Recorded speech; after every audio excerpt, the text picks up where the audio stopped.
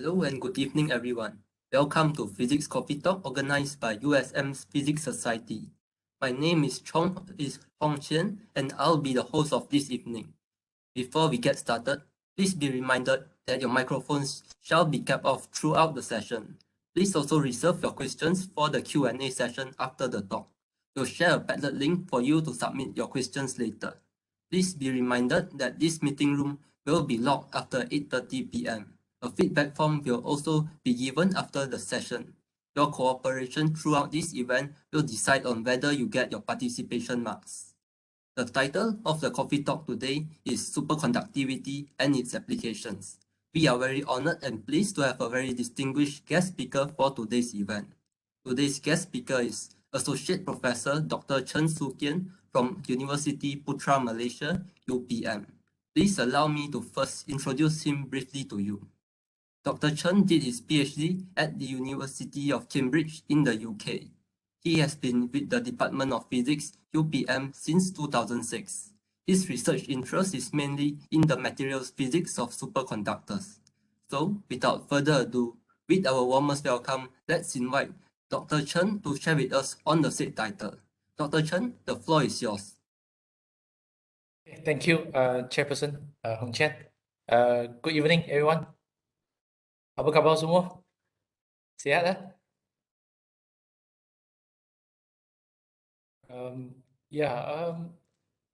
First of all, thank you so much for your invitations to actually share with you guys my presentations about superconductivity and also some related applications.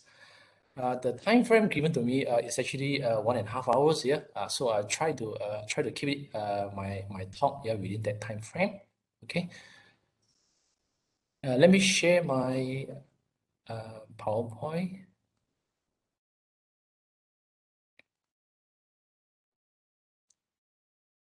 Can you guys see the PowerPoint? Yes. Yes. Okay. All right. Good. Okay. I hope that this is like kind of like an informal talk. Yeah. Right. Yeah. So after this, please, if you have any questions, okay, things like that. Again, the title of my talk is on superconductivity and its applications. I believe many of you you know what is the topic, superconductivity. In fact, if I remember correctly, I think in high school physics textbook or even in SPM textbook, there is a very small topic here on superconductivity. Okay. Here's the outline. First of all, I'll give you some history of superconductivity. Those major events that since the started of the phenomena of superconductivity until right now. And then I'm going to talk to you about some basic characteristic of superconductors. Okay. There are some highlights lately. That's is kind of like big. I will talk to you about that later on. And then I'm going to show you some applications related to superconductors. And then there are some, of course, questions remain, especially what are those challenges ahead. Before I kickstart my talk, please allow me to share with you. This is actually one of the video from YouTube that you guys can actually watch it again. It's kind of like cool to me because that is the hoverboard made of superconductors. I remember that the video lasts like for about 5 minutes. Yeah. All right. Okay. Let's watch it right now. We at Lexus always try to achieve the impossible. That is the attitude we apply to everything, with a constant desire to do what has never been done before. It's like old stories, old fairy tales, the flying corbett. And this is something close to that flying corbett.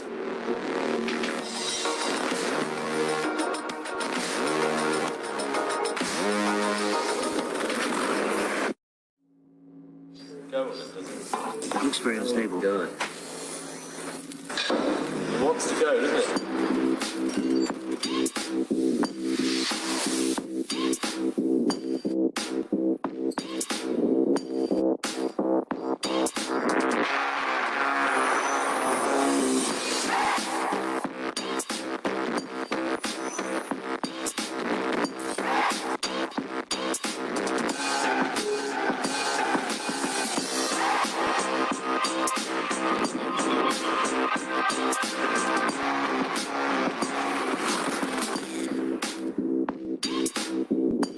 Making a hoverboard isn't a straightforward process. We have had quite a few ups and downs because it's normal when you are trying to do something truly innovative.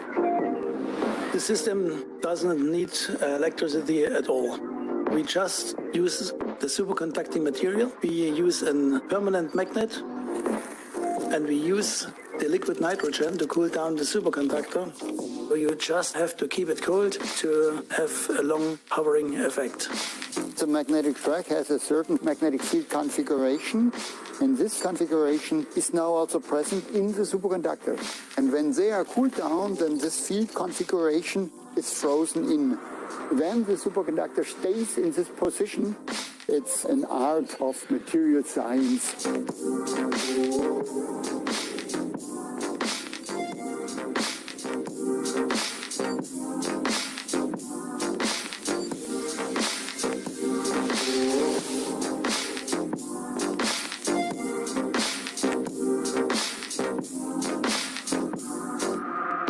When I came in, I think it wasn't going in the direction everyone wanted it to go. But when I seen it, I was well excited about it. I was like, I want to have a go. Let's see what it is capable of. Yeah, within a week, we'd progressed loads. We'd gone from just going 5 meters in a straight line to going around the corner as fast as we could. And then we started setting up the jump and making it higher and making the gap bigger. And we progressed quick, really quick.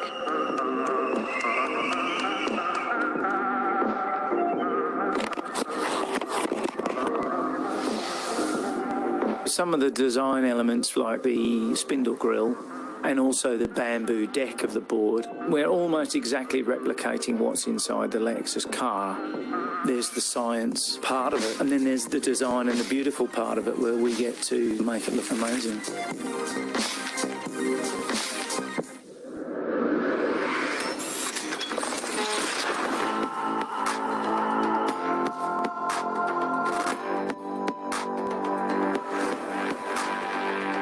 Feeling of literally no friction and floating on air. It's hard to describe what that really feels like, man, but it's kind of like a science in yourself in it, you know, you start to break it down. It starts to become less scary and less daunting and more fun. I started skating when I was about 7 or 8. It literally feels like I'm starting all over again from the beginning. Now I'm really like, was born again, and then here's a skateboard, learn it.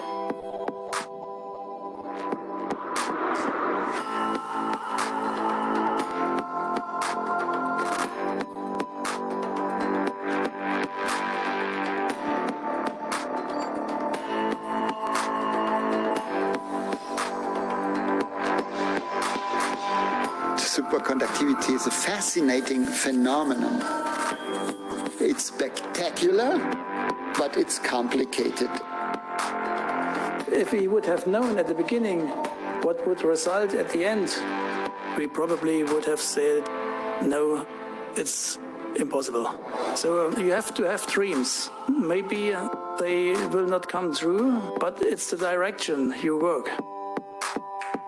As our legendary Takumi craftsman say, the difficult takes time. The impossible just takes a little longer.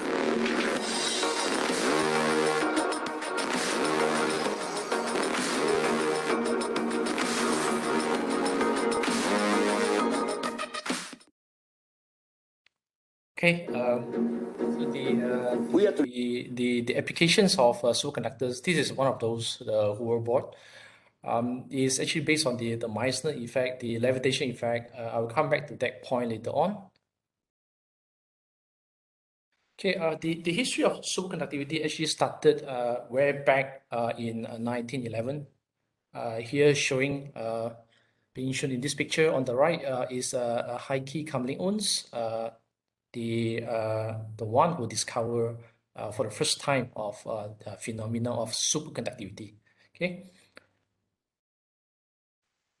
If you look at Owens' notebook, yeah, he actually jotted down. He mentioned here, that was actually the first observation of superconductivity.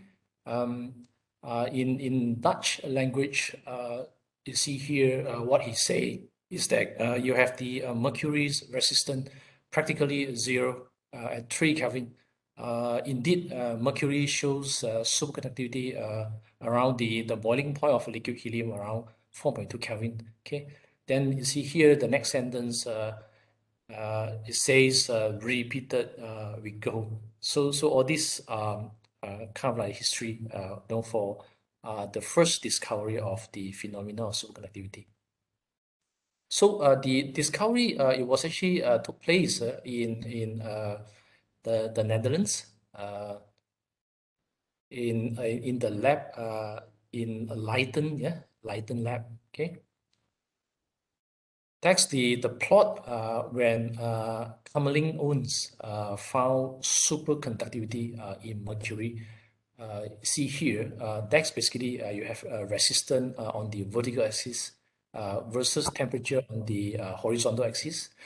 One of the very distinct phenomena of superconductivity is that the sudden loss of resistance or resistivity below a certain temperature. So that's the temperature that you see here. Resistance of mercury is like totally disappear. We mark it this point as TC, termed as critical temperature. And then here 1957, you have the theory of superconductivity. Basically, that theory it was called BCS theory. BCS actually takes the family name of each of the scientists who formulated the theory of superconductivity. B for Bartin, Cooper, C, Schrieffer for S. The theory actually worked quite well, especially if you look at those very conventional superconductors, niobium-based superconductors. Not until around 1986, then only you have the first discovery of the so-called high TC superconductors. The reason why this type of materials is termed high TC superconductors because this type of material actually differ themselves from the conventional superconductors, which show quite low TC. Yeah. So we are talking about the TC. If you look at niobium-based materials, max TC is only like 22, 23 Kelvin. But high TC superconductors, the first one, this series here, it has got barium, lanthanum, carboxide. Is definitely a carboxide-based material with here the TC of about 30 Kelvin. But of course, this is not the best material, copper-based superconductors, because after that, then the even better material, high TC superconductors that shows TC of 93 Kelvin. So it was discovered by Wu, and the principal investigator, it was actually Paul Chu here. He was with the University of Texas, the Center of Superconductivity, United States. The discovery of copper oxide superconductors with the TC above liquid nitrogen temperature above 77 Kelvin. This is actually something big and crucial because if you look at those conventional superconductors, those niobium-based superconductors with very low TC, you have to cool down the materials by using liquid helium. But with copper oxide based high TC superconductors, you can actually make use of liquid nitrogen.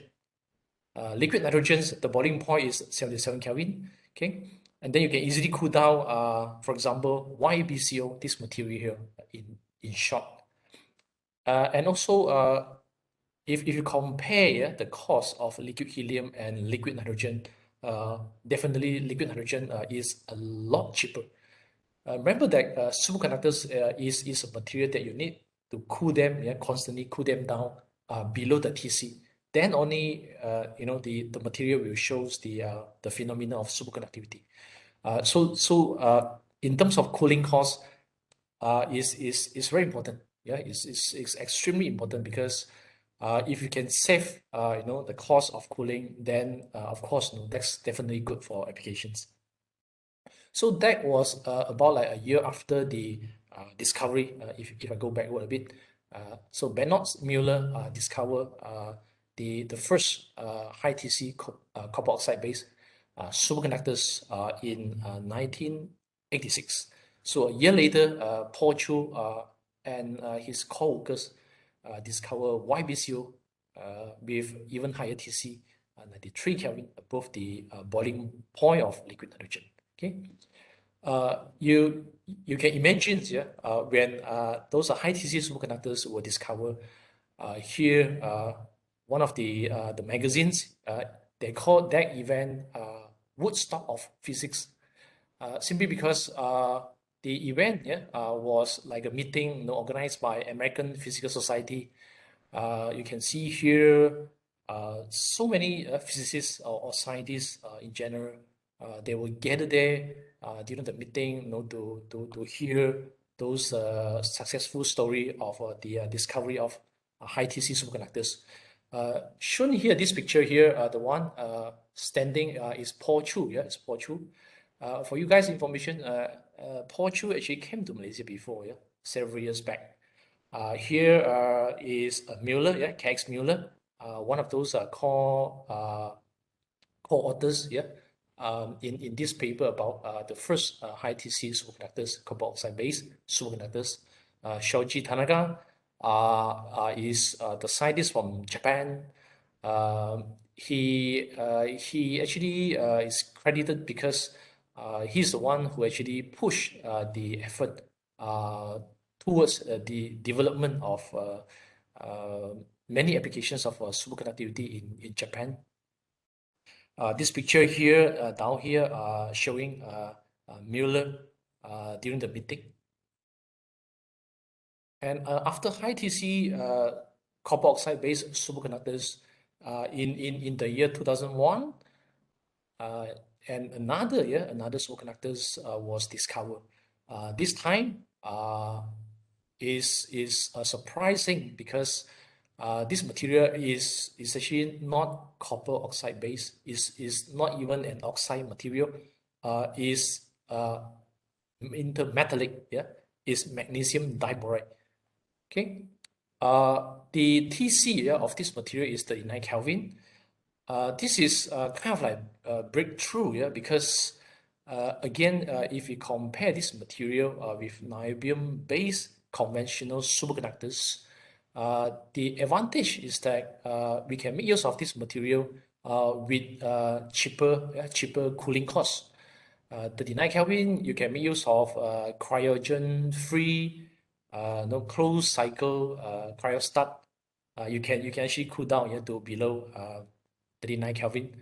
And also, if you look at liquid hydrogen, liquid neon, liquid hydrogen, the boiling point of liquid hydrogen is about 20 Kelvin. Liquid neon is about 26 or 27 Kelvin. So all this shows that is kind of like promising for magnesium diboride, to compete with the conventional niobium-based superconductors. Okay.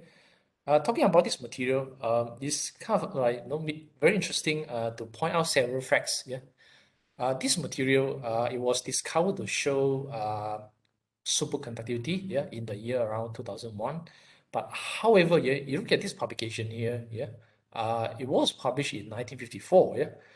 Actually, the material itself, it was already synthesized way back to 1954. Okay.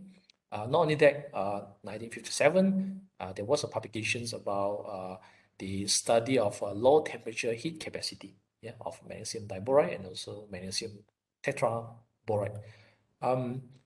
The discovery of magnesium diboride essentially,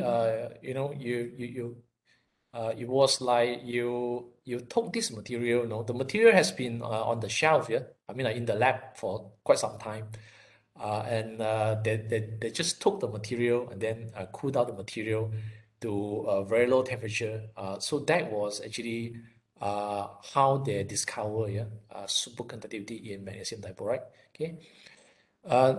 Like what I mentioned just now, in terms of cooling costs as compared to niobium-based superconductors, so we can have other alternative, cheaper cooling costs for magnesium diboride. And if you compare magnesium diboride to high TC superconductors, of course, yeah, the TC of magnesium diboride is is not as high as those copper oxide-based superconductors. But nevertheless, the other advantage of this material is that the fabrications, material properties in terms of fabrications, magnesium diboride is a lot easier to be synthesized as compared to copper oxide-based high TC superconductors. Of course, because the discovery of MgB2 sort of like promise even better applications of superconductors. During one of the APS meeting in Seattle, they even call this event, sort of like Sleepless in Seattle. Yeah. I'm not sure if you guys know about this movie. It's way back to many years ago, starred by Tom Hanks. Okay, so yeah, then during the meeting, of course, it was very exciting, because this is the first time, for the first time in 2001, intermetallic superconductors, non-oxide based superconductors, it was discovered with such a high TC, around 39 Kelvin. Just wanted to show you in the history of Nobel Prize, quite a number of Nobel laureates, or those Nobel Prize, they were awarded to scientists related to superconductivity. So starting from, of course, Highkey Company owns he himself for the discovery of superconductivity, and also for his contributions into the study of low temperature for metals at low temperature. Okay, and then move on to Nobel Prize Physics 1973. So it is all about the phenomenon of Josephson junctions, or the tunneling effect. Yeah. Okay. And then followed by the discovery of high TC copper oxide-based superconductors by Bennox and Mueller, 1987. This is actually one of those the quickest Nobel Prize awarded to scientists. If you recall what I showed you, Bennox Mueller, they both discovered copper oxide-based high TC superconductors in 1986. Only a year later, then they were awarded Nobel Prize in physics. Before that, you have here, that's the Nobel Prize in Physics 1972. That is actually about the for the theory of superconductivity, the BCS theory. John Bartin, probably you guys know, John Bartin is actually one of those double Nobel Prize Nobel laureates in physics. Prior to that, he actually joined effort with other scientists he won the first Nobel Prize because of their contributions in the invention of transistor. Yeah. So he won for the second time of Nobel Prize in Physics, 1972. Yeah, for the formulations of theory in superconductivity. 1991. Yeah, the Nobel Prize. Yeah, Pierre Gilles de Jeans. for his contributions in the studies of complex system. Actually, that also include the phenomena of superconductivity. Nobel Prize in Physics 2003 for the, again, contributions towards the theory of superconductors and superfluid. Indeed, superconductors and superfluid, they share many common properties. And then the latest one, 2016, yeah, for the theoretical discoveries of topological phase transitions, topological material, superconductors is actually one of those. Just to give you some idea, the roadmap of the discovery of superconductors, let's look at the one here on the right. You see here, starting from mercury around 1911, and then niobium-based conventional superconductors. Okay, and the highest here, around 20 Kelvin. So that's the boiling point of liquid nitrogen. 77 Kelvin, that's the boiling point of liquid nitrogen. After the discovery of copper oxide base superconductors here, 1987 by Bernard and Mueller, you can see that the TC shoot up drastically, especially you look at the mercury-based copper oxide superconductors. Under pressure, the TC goes up to about 153 Kelvin. Okay, and looking at this one here, the one on the left, here it has even recent discoveries on hydrides. Okay, so I will talk to you about that later, because you look at those the combinations of hydrogen and sulfur. The TC is actually above 200 Kelvin. So lately, this one here is actually a combination of you have carbon, sulfur, and hydrogen elements. So that's actually kind of like very close to room temperature. Okay, so that's about here about 285 or 86 Kelvin. That is about 15 degrees Celsius. Okay. Let's look at some basic characteristic of superconductors. So this one here I show you already. So that's actually one of the very distinct properties of superconductors is that superconductors lose out resistance or resistivity below Tc. So if that's Tc, look at here below Tc, there's no resistance at all. Okay. The reason why you have no zero resistance, that's because you have those electrons, they are paired up. We call them Cooper pair. So electrons travel like in pair. Okay, is possible because if one electron pass through the positive ion, that will actually attract them, like sort of like distort them. Then you have higher density of positive charge here, and in turn, higher density of positive charge here will attract another electron. So meaning that resistanceless, that properties in superconductors is basically due to you have electron pairs that travel coherently throughout the materials. The second distinct properties of superconductors is what we call it as Meissner effect. So that's basically responsible for levitation effect. I have a video here to share with you. This is actually from my lab. Okay. First of all, we cool down that superconductors by using liquid nitrogen, and then we on top of it we place a magnet. I'll show you later on. You'll see that the magnet is levitated above the superconductors. So that's sumpah lawa kali kau ambil, sumpah lawa. Okay, so that's the levitation effect. Meissner effect, if you look at superconductors, because superconductors display a perfect diamagnetism, what happens is that when the material is above TC, above TC means that's just ordinary normal conductor. But once you cool that material down below TC, then the material shows the properties of superconductors.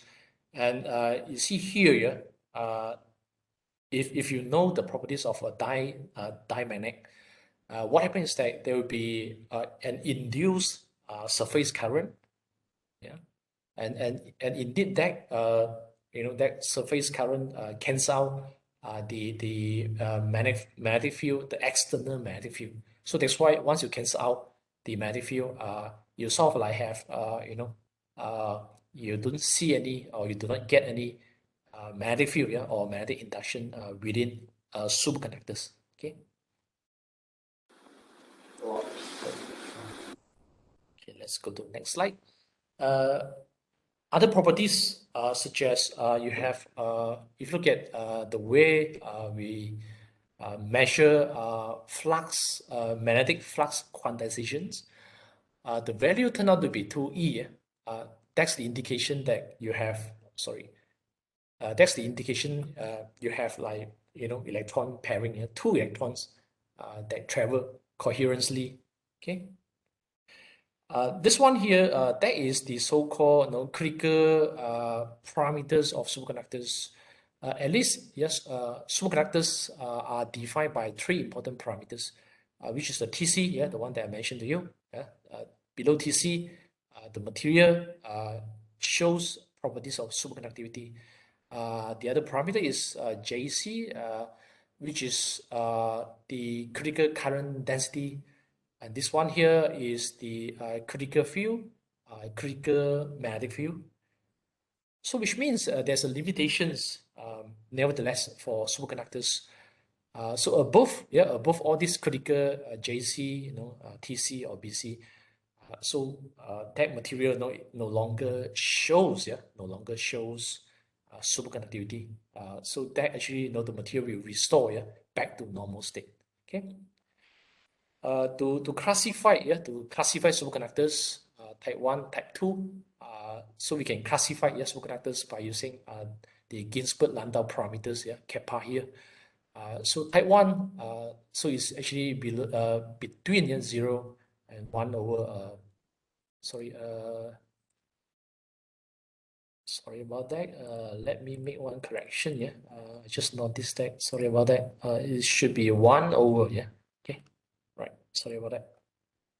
Okay, so that's type 2. Type 1 superconductors are mostly pure elements, okay, mostly. Type 2 superconductors are those like alloys, high TC, copper oxide-based superconductors. The one that has got the most applications is actually type 2 superconductors, okay. To give you the idea of what is lambda, and also lambda here, that's the penetration depth of external applied magnetic field into superconductors, and this one here is the coherence length. Okay, so coherence length is actually the length that connect two electrons. So the two electrons that form one Cooper pair. So that's the distance. All right.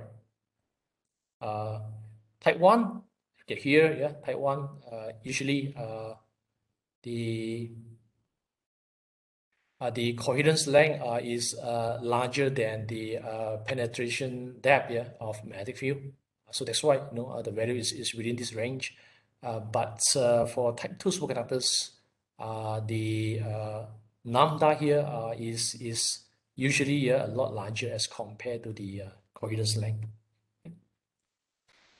In terms of magnetic properties, if you look at how superconductors react towards external applied magnetic field, you can actually sort of like figure out what kind of whether it's type 1 or type 2 superconductors by looking at their magnetization versus applied field.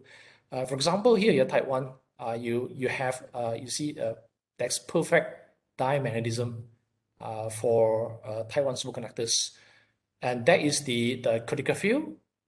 So again, if you apply external magnetic field above the critical field, of course, you can actually restore your superconductors back to normal state. So that's why you have zero magnetization. Whereas for type 2 superconductors, is kind of like special as compared to type 1, because here type 2 superconductors actually allow partial magnetic field penetration into type 2 superconductors. Okay, so because of that, you see here penetrations of magnetic field in the form of vortex actually occur between the lower critical field and then you have upper critical field. So that's why for type 2 superconductors, you have two critical field, so which is the lower one, HC1, and then you have the upper one, HC2. Okay. On this picture here on the right, I'm trying to show you the partial magnetic field penetrations into superconductors. Within the vortex, you see, each of these vortex is actually a magnetic flux line. Okay, so within that, the core material is actually a normal material. Is no longer superconductors. Okay, so this is kind of like special, and because of these properties, then type 2 superconductors can be made use of, especially for high magnetic field applications. Some recent development. Okay, so this is the big thing lately. If you look at sulfur hydride, if we sort of like compress, actually what we do, you can make use of this one here. Sorry, this is what we call it as a diamond anvil cell. If you compress it, within two diamonds, you can induce very large pressure within the material. And also the material itself, it was synthesized under very high pressure. We are talking about, you see here, 155 gigapascal. So that's a very high, very high pressure. Okay. And if you can apply that sort of the high pressure on superconductors, the TC can be pushed up to, you see, above 200 Kelvin. All right. This basically, just to show you the data of zero field cool, just to confirm that you have a transition of the onset of dimagnetism if you measure magnetization versus temperature. Okay, and on this one, this is the latest. Here you have the carbon, sulfur and hydride phases. Okay. In there, then again, the pressure that which is it was applied to the material is even higher than previously the previous experiment on sulfur hydride. On this material, you look at here, the pressure was applied up to 267 gigapascal. Okay. So if you push the material by applying higher and higher pressure, the TC can be pushed up to very near the room temperature. That's about 287 Kelvin. Okay. So about like 15 degrees Celsius. Okay, very close. And you may wonder that what actually the properties scientists are looking for, to sort of like characterize, or the clue, what sort of the clue, what sort of the clue, and then the directions to go to even find superconductors with higher TC, such as room temperature superconductors. Okay, this paper here by Professor Roslan Abdul Syukur from Universiti Kebangsaan Malaysia. He published it in last year.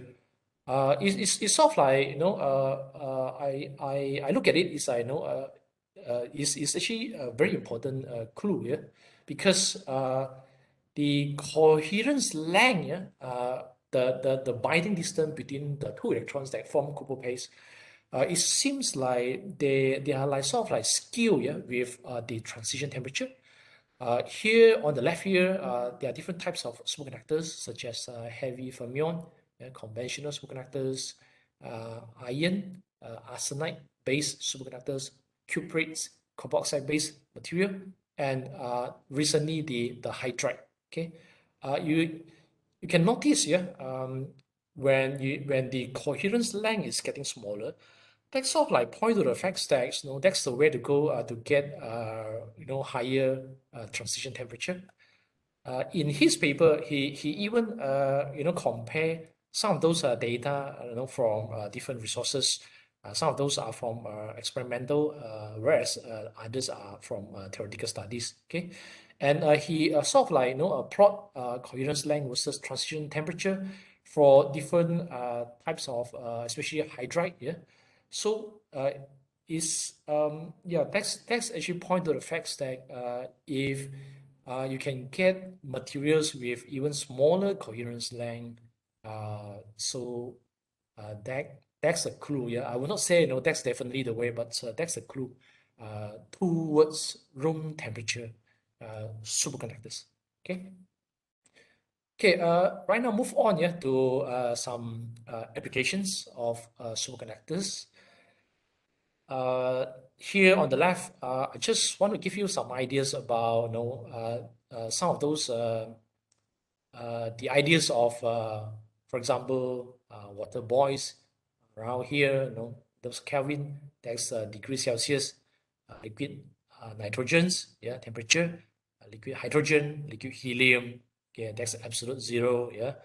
So here, of course, yeah, because they are really cold, we classify them. Those are cryogenics, yeah.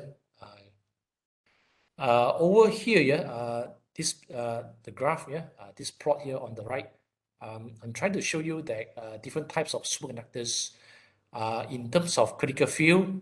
If you recall what I mentioned, yeah, critical field, that's one of the very important parameters to sort of like classify what kind of superconductors are appropriate for what type of applications. Okay. Conventional superconductors, niobium base, for example, niobium 3 tin here. You look at the critical field, it's kind of like high, yeah. But again, the drawback is that you have to make use of liquid helium for cooling. So that is actually very costly, yeah. MgB2, here we are talking about liquid hydrogen, liquid neon. Of course, yeah, a lot cheaper cooling liquid would be liquid nitrogen. Over the temperature region here, of course, yeah, those high TC copper oxide based superconductors, that's their advantages. Yeah, cheaper, a lot cheaper cooling costs. Okay. The other properties of superconductors that we have to take good care of, yeah, especially when we talk about flowing current within that resistanceless, yeah, superconductors, is the Lorenz force, yeah, because Lorenz force is the one that is the force that move all these vortices, yeah. So once those vortices they are moved, so which means you start to get resistivity to develop over the material, and then you have energy loss, yeah. What scientists usually do, yeah, to prevent that, the movement of those vortices, to pin them, yeah, by using some sort of like pinning center. Pinning center can be many things, ranging from defects, for example, point defects, misfit, all this, yeah, or even secondary phases, boundary. So that sort of like not serve as natural defects, yeah, to pin the vortices from moving. Okay. This picture here, that is the the plan view, yeah, of the imaging of the vortices, okay, by using electron microscopy. Maglev, yeah, superconductor maglev. So this one, yeah, is actually in Japan. Yeah, okay. Their test drive, yeah, the speed of maglev in Japan. So this maglev is actually, it has got superconductors, yeah, there for levitations. The record, yeah, the record is 633 kilometer per hour. Okay. Normal Shinkansen, yeah. For example, this one E6 series, yeah. So we're talking about what, 300, yeah. About half, yeah, of the one achieved, yeah, by superconductors maglev. Okay. Maglev Shanghai, maximum speed they are running on 431 kilometer per hour. Yeah, so that's the one in Shanghai. I believe for those if you have been in Shanghai before, if you had a ride, yeah, then you know, yeah, how does it feel, yeah. Okay, me myself, I was on deck, yeah, but it was during off-peak hour. When was it, yeah? Kind of, I couldn't recall. Okay, but some time ago, yeah, off peak, they only run on 300 kilometer per hour, yeah. So, but during peak hour, 431 kilometer per hour. Okay. Lately, China also revealed, they successfully, tested on maglev that run on 600 kilometer per hour. But again, the data I have, I can't confirm whether this is a superconductor maglev or electromagnetic, yeah, running on electromagnetic. Okay. Okay, so, let me demonstrate. Yeah, I'll show you the video.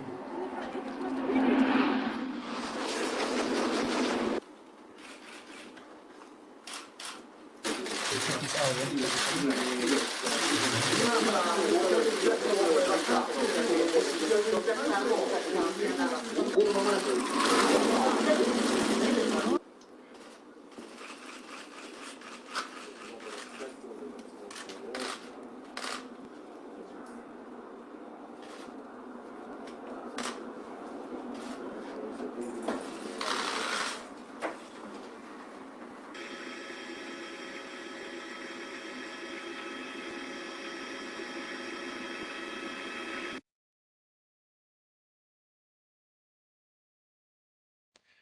Okay, on top of this, yeah, talking about maglev, probably you guys have heard about Elon Musk Hyperloop, yeah.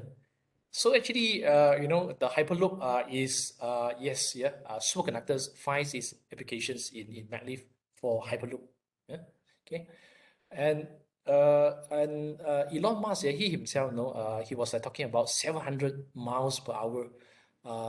Do you know how much, yeah, in terms of kilometer per hour? So 700 miles per hour, that's like 100 thousand, yeah, sorry, 1,000 and 100 over, yeah, kilometer per hour.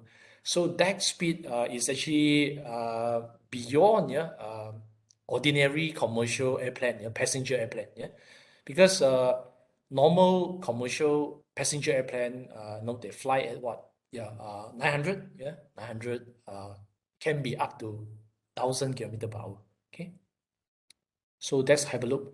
The reason why, if it works, yeah, it will achieve that high speed.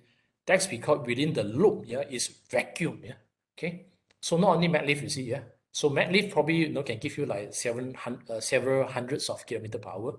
And right now, imagine that if maglev travel within that loop, and that loop is vacuum, yeah, so without air resistance, so that even further increase the speed, yeah, of maglev.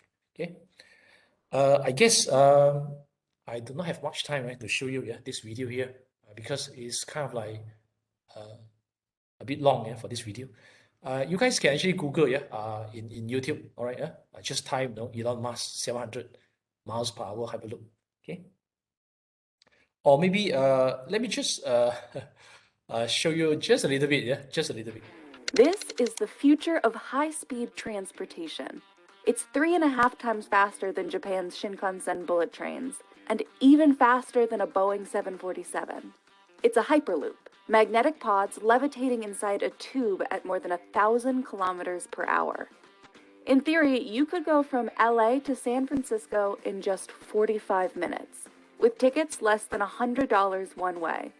This technology could make working and living in two different cities a norm, while also creating a world with less congestion and pollution. Yes! And with a successful human test ride in November 2020, we could be less than 10 years away from it becoming reality. The concept of the Hyperloop became widely popular in 2013 thanks to Elon Musk's 58-page Hyperloop Alpha paper that outlined the design, cost, and safety of the concept. But the technology to bring it all together commercially was only recently fine-tuned, namely magnetic levitation, or Maglev. Maglev is basically what allows a Hyperloop to go incredibly fast, thanks to the lack of friction between the passenger-carrying pods and the tube-shaped track. The general concept is simple. Magnets lining the bottom of the pod repel the tube material, levitating the pod as it runs. As an engineer, I always get very excited about talking about magnetic levitation. Yeah, okay. For this video. What else? For application of superconductors, magnetic resonance imaging (MRI). I think these days you find MRI in almost all those major hospitals. Okay. The thing with MRI is the key thing for that. The key thing for that is the Josephson junctions. Okay. So because the junctions can sense very tiny change of magnetic field. Yeah. Okay.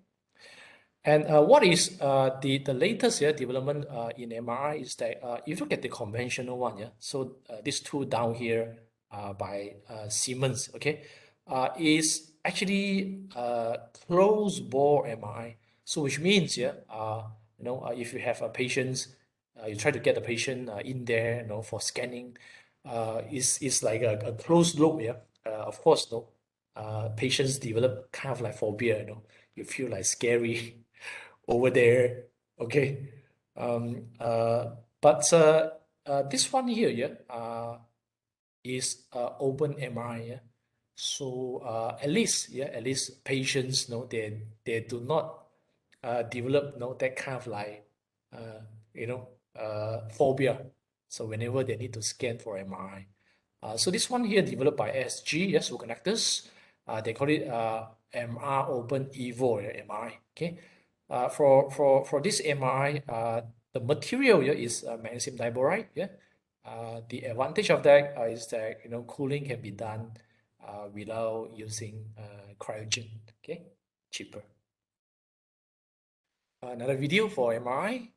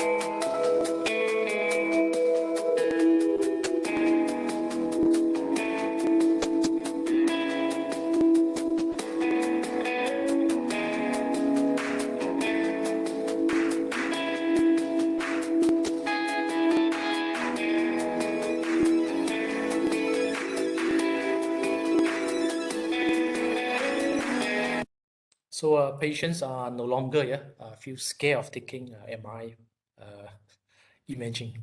Okay. Okay. And what about superconductor transmission lines? So we are talking about like cables here, as compared to here over here on the left. Those are the copper cables. Okay. You can imagine that the current carrying capacity for superconductors is at least like 100 times, yeah, as compared to the same size of copper wires. So which means, yeah, if these are copper wires, yeah, so the same size of superconductors wires, they give you 100 times at least, yeah, bigger current carrying capacity. This one here is basically the monofilamentary MGP2 wire. Actually, that kind of like wires is fabricated by Hypertech Research. The company is actually located in Ohio, United States. The technology of for example here multi-filamentary tapes starting from those powders, superconductors powders. Then you pack them into tubes, you draw them, so that to make them in smaller diameter but longer length. And later on, you actually roll them, so that they become like flat, smaller size even, to become tapes. Then only those tapes are subjected to sintering heat treatment. Look at the JC here, that's kind of like high. So we are talking about, even in magnetic field, up to like 14 Tesla, transport JC, so that's up to at least, between 10 to 4 to 10 to 5 ampere per centimeter square. This one here is conventional niobium-based superconductors, multi-filamentary wires, 56 micron sub-element rod, here in between, right in the middle, rod in tube, rod in tube. So that tube with diameter of 0.7 mm. So you have like how many of them? 91, restacked. Okay, that wires are also produced here at Hypertech Research. There are some, transmission, superconductors, transmission cables, lines, which have been installed. For example, this one, that's a project in the city of Essen, Germany. Okay. And also in the United States, this one, cables manufactured by Nexus. Actually, those cables within there, the superconductors are high temperature superconductors powders. Okay. Here in Japan, so is the 31-meter superconducting cable for railway system. Okay, Japan. Trend operation also using superconducting cables. Magnets, that's also one applications where superconductors can contribute, because if you look at here, just to give you the ideas of what sort of the magnetic field strength can be produced here, and also the size. Okay, here this one here is a permanent magnet. Okay, for example, neodymium base permanent magnet. If you compare the same size, probably for this size, if you get 1.5 Tesla magnetic field strength. But for bulk superconductors, here what we do is to induce superconducting loop current, is so that you have the so-called trap field within bulk superconductors. For high temperature superconductor HTS, same size compared to permanent magnet, with the same size, you get, from high temperature superconductors, you get 17 Tesla. So how many times bigger as compared to permanent magnet? MGP2, you have a slightly lower magnetic field for 5 Tesla. Electromagnet, okay. If we have that, the size of, if this is the size of electromagnet, okay. Copper, if you supply loop current, so that size of copper electromagnet will give you 2 Tesla. But however, comparing the same size of high temperature superconductors, you will get actually more than 30 Tesla. So you see how big, how much larger, comparing the same size of the magnet. Okay. This one again is MGP2 coil manufactured by Hypertech with 0.12 Tesla on the axle. So this one actually the data was recorded at 20 Kelvin. And here, yeah, at the National High Magnetic Field Laboratory, yeah, at the state of Florida, USA. So this is one of those world record magnet, because the magnetic field strength, yeah, from that hybrid magnet is 45 Tesla. Yeah, so that is huge. Okay. Actually, for you guys' information, yeah, National High Magnetic Field Laboratory accept proposal. Yeah, if you guys have like ideas, in case if you need like very high magnetic field to do research, you can actually write to them. Yeah, propose to them. Yeah, so they will evaluate the proposal. If they think, no, this is like okay, realistic, they will actually invite you, yeah, over to perform the experiment. Okay. Large Hadron Collider CERN, yeah. And we know that CERN, yeah. So this is the ring, yeah, of the collider. So the whole ring itself, you see, actually is about like 27 kilometers, yeah. And the idea behind that large ring is that they try to maximize the energy to achieve, yeah, about 14 tera electron volt, yeah. So that's a very high energy, okay, to study high energy physics or particle physics. Okay, so those are the different detector. Yeah, so that's the cables. Yeah, used in CERN. Yeah. Okay.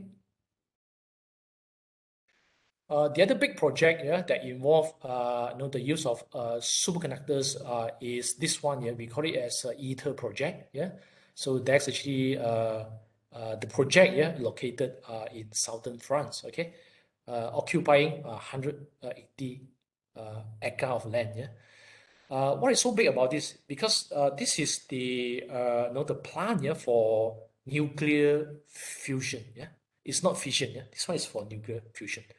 And to be able, yeah, to generate that high energy within fusion, then you have to confine, yeah, those plasma.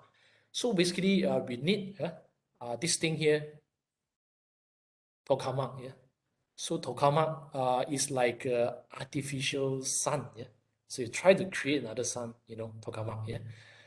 So the application of superconductors is actually here. Okay, over here you see you have different configurations of the coil. They serve as a magnet. Yeah, they wind the coil, to serve as a magnet, so that magnetic field, as you guys know, yeah, if you guys went through the course of fundamental physics, right, in electromagnetism. So yeah, magnetic field can be used to confine plasma and charged particles. Okay. Okay, finally that, yeah, challenges ahead, yeah. Okay, room temperature superconductors, hopefully is very close by, yeah, hopefully. Okay, so that is actually the dream, yeah, of any scientist, yeah. So if that is possible, to find room temperature superconductors, trust me, yeah, those electronic industry, so there will be definitely a revolution. Okay, mechanism of superconductivity, from those hydride or the carbon, yeah, sulfur, hydrogen, yeah, phases of superconductors, is it points, yeah, towards that you have electron and phonon, yeah, mediated kind of like mechanism that is responsible for superconductivity, yeah, especially for superconductors with high TC. Yeah. Applications and commercialization. This is also another challenge, because if you look at many of those application right now, they especially talking about superconductor materials, optimization, lots of effort, yeah, for to optimize those material are actually needed. Yeah. Because not all the superconductors are feasible, yeah, for applications. Okay. Just to show you, this is my group. Yeah. So you guys are welcome to visit my group's website. Okay. Those are my group members. Okay, research area and so on. Here, just to show you that we have very close collaboration with several universities worldwide: University of Cambridge, Shibara Institute of Technology, Vietnam University of Science, University of Wollongong. So we actually constantly having very close collaboration with them for the research of superconductivity. Just to show you some pictures, we collaborate with Shibara Institute of Technology, Tokyo, Japan, where we had the Sakura Science Program. And we bring students here to Tokyo, Japan. Of course, that was before COVID, yeah, for research attachment, about 2 weeks. Okay, thank you for your attention. Thank you, Dr. Chen, for the amazing talk. Now let's proceed to the Q&A session.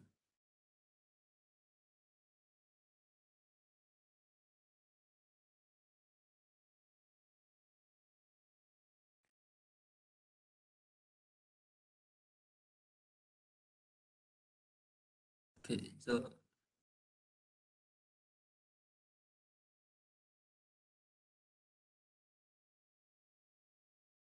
the first question, is there still a lot to find out in superconductivity? Yes, yeah, definitely. If you recall what I show you guys, yeah, about recent highlight, very exciting stories, yeah, because yes, very close to room temperature superconductivity. Okay. And the second question, do you expect to see a room temperature superconductor during your lifetime? Well, I can't guarantee that, but I wish I could, yeah. I wish I could.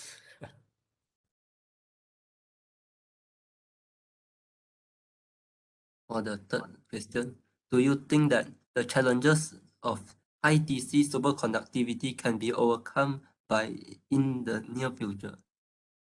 Okay, all right. Yes. Okay, good questions. Yeah. Mainly, yeah, those challenges of high TC superconductors. You know what? Those problems are concerning materials properties. Yeah. For example, mechanical properties. How to, especially to turn superconductors. Yeah. For example, to turn it into like cables, wires, or tapes. That required lots of materials, scientist work or engineer works, because just to give you some ideas, by now we have second generation, we call it 2G, 2G superconductors. First generation 1G superconductors is actually bismuth-based high TC copper oxide materials. So for 1G material, the problem solved is like sorted out, because the problem with that is the weak connectivity among the grains. Fortunately for bismuth-based material, so that problem has been resolved. But so when it comes to 2G, 2G second generation superconducting materials, we are talking about YBCO. Yeah. So YBCO, the problem is the connectivity among the grains is actually quite poor. And to align them, that's actually a challenge. However, having said so, there has been progress, especially on the architecture of coated conductors. They have already achieved some sort of like successful story by tackling the problem of texturing, align the grains, try to minimize the poor connectivity among the grains. Yeah. So I believe, because if you look at the route map, since the discovery of high TC superconductors, way back in 1986 until right now, of course, that's like more than 30 years. Yeah. What are those facts and discovery? What are those things are telling us is that yes, those problems can be solved. Yeah. So I do believe, yes, in future, slowly, with the advancement of technology, yes, materials properties can be resolved, and also is supported by the facts. Yeah. like those applications that I show you, there are so many applications, material properties is resolved. And then, yes, right now, there are many different types of superconductors. They are already in the market. Okay. The next question is, Doctor, is there any progress in superconductors in the field of quantum computing? If so, what are some of the research opportunities currently in this sector? Okay. I can't give you, my apologies, I can't give you much about this, but certainly, superconductors, yes, is one of those things when it comes to quantum computing, yes. But what sort of the research opportunity?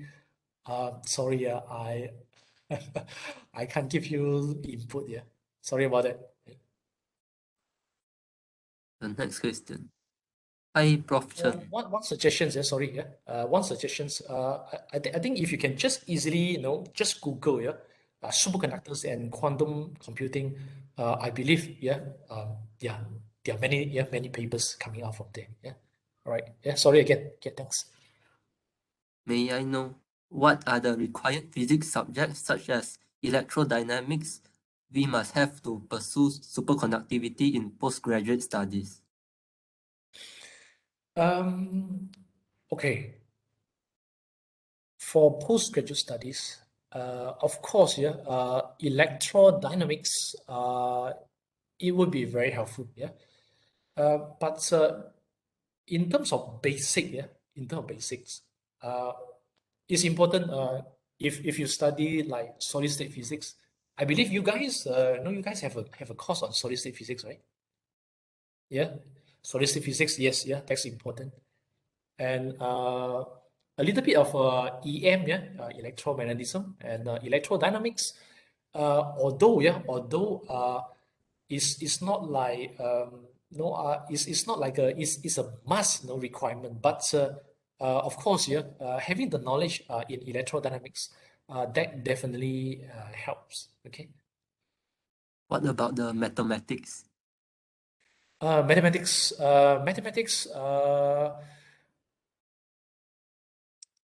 Of course, there are ways to describe the phenomena of superconductivity, such as by making use of Schrodinger equations, the wave function, quantum mechanics. Okay, mathematics of course is essential. Okay. Yep. The next question. Thanks for today, Prof. Chen. May I know what other institutions have research in superconductivity and provides postgraduate opportunities? Thank you. Oh, okay. All right. Well, I'm not trying to promote my group, okay. Definitely, UPM, okay, my group, other than my group, there's a group, like what I mentioned in the paper, about coherence length, versus transition temperature. That's the group in Universiti Kebangsaan Malaysia. The group leader is Professor Roslan Abdul Syukur. Okay.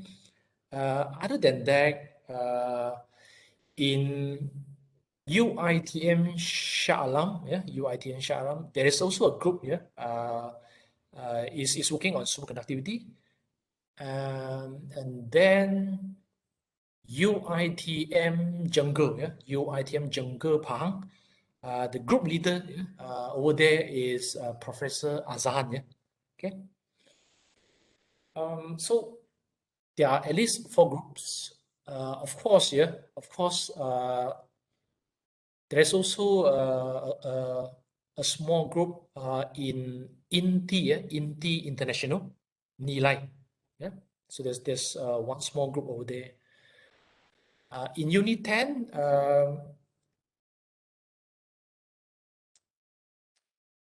there's also a group in Unit 10. Several years ago, I knew that they were working on superconductors fault current limiter. Okay. So I guess, that's to my knowledge, those are the groups available for postgraduate study in superconductors. I think Professor Roslan Abdul Syukur is retired, right? Okay, all right, okay. Good questions, yeah, Chen. You know what? Yes, okay, let me solve like, try to recall, yeah. He retired officially, yeah, end of last year. Okay. I think it was in September.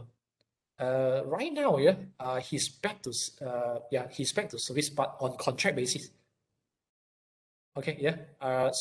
He has just received 2 years contract. Okay, so which means Professor Roshan Abdul he'll be in Universiti Putra Malaysia at least for another 2 years. Okay. The next question.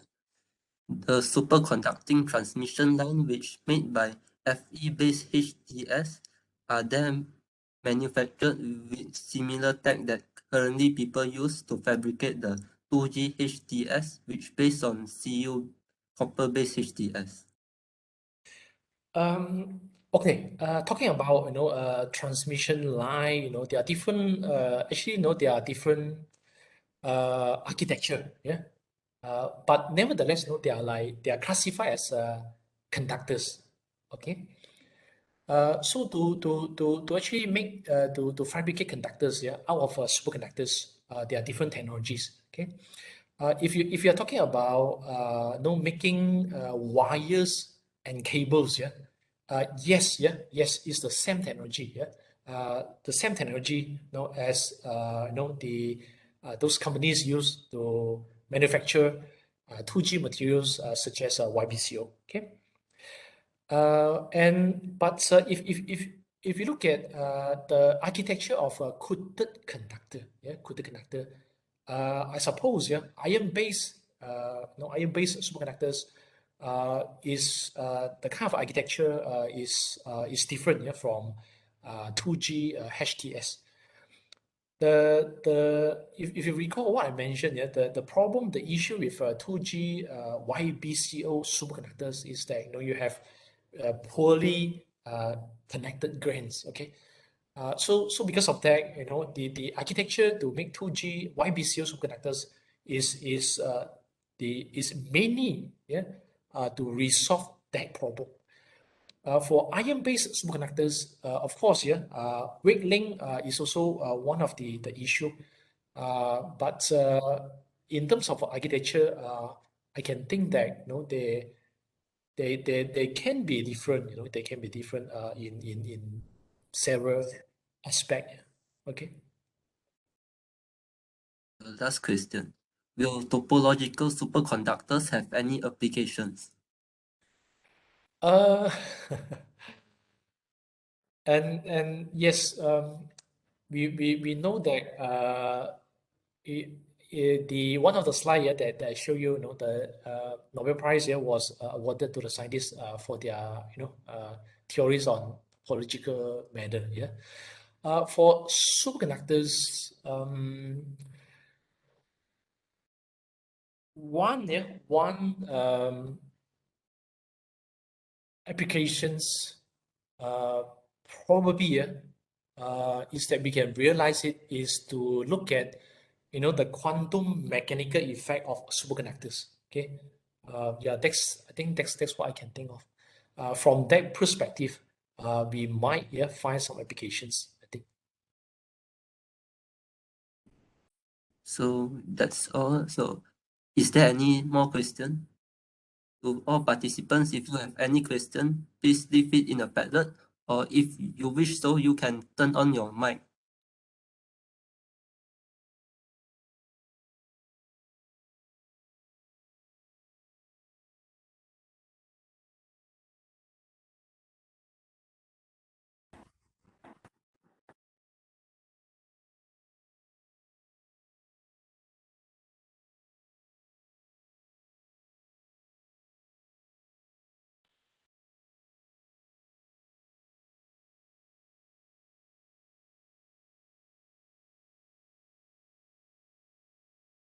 Right, Hong Chen. Seems like there are no questions from the floor already. So, shall we proceed to the photo session? You don't mind? So I think we can stop here and proceed the photo session. Right, sure. So thanks again to Dr. Chen. Now we will proceed to the photo session. Thomas will take over for the photo session. Okay. So, hi everyone. So, please, we're going to have our photo session right now. Please turn on your cameras. I'll give you about 1 minute to get ready, to bring out your freshest smile you have. So we'll start taking photos, on 9:18. So I'll give you 1 minute. So please be reminded, especially USM students, that if you are hoping for a MyCSD award, so please turn on your cameras. Yeah, I'll give you 1 minute anyway. Wow, today we have different participants all over. We have participants as far as from Hong Kong University of Science and Technology. Uh, it's an honor to have you here, Nick. Thank you for coming. Wow. Okay. Thank you for joining.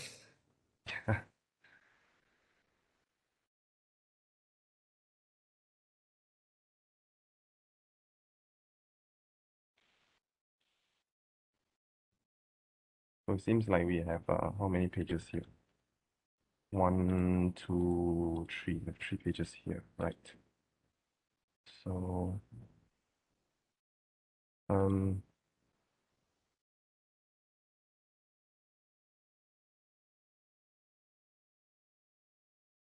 I guess we shall wait for another minute or two to allow others to get ready. Seems like people are in a rush.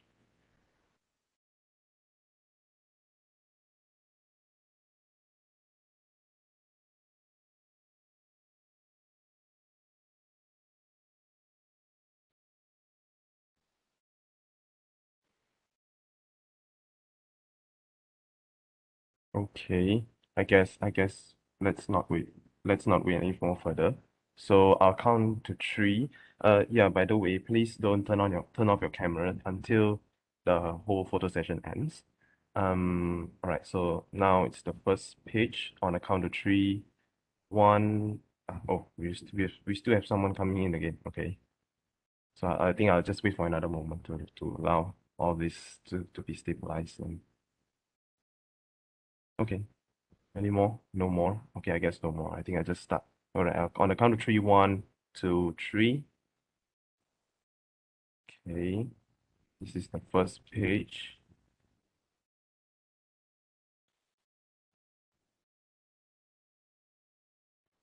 First page, right. The second page, 1, 2, 3.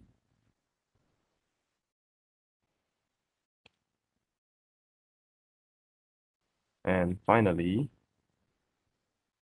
last but not least, the third one, 1, 2, 3. Okay, I've now got all of them. Thank you very much for joining. Hong Chen, please take over. Yeah. One last thing before you leave, the feedback form will be released now. Be aware that the form and this meeting will be closed at 9:30 p.m. Thank you once again for your cooperation.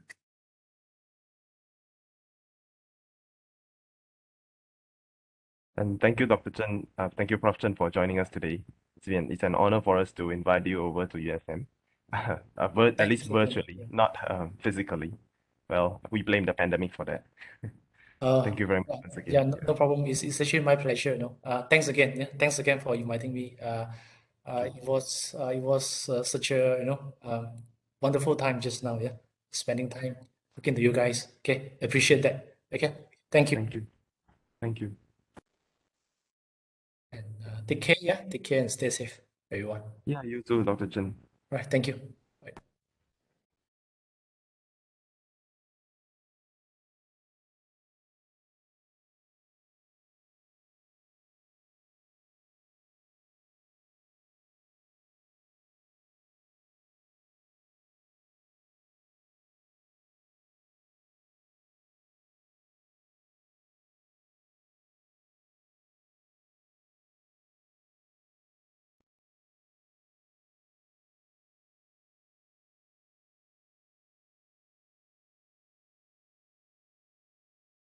So hi everyone. For those who have filled in the feedback form, I guess you guys can leave the meeting now. Yeah.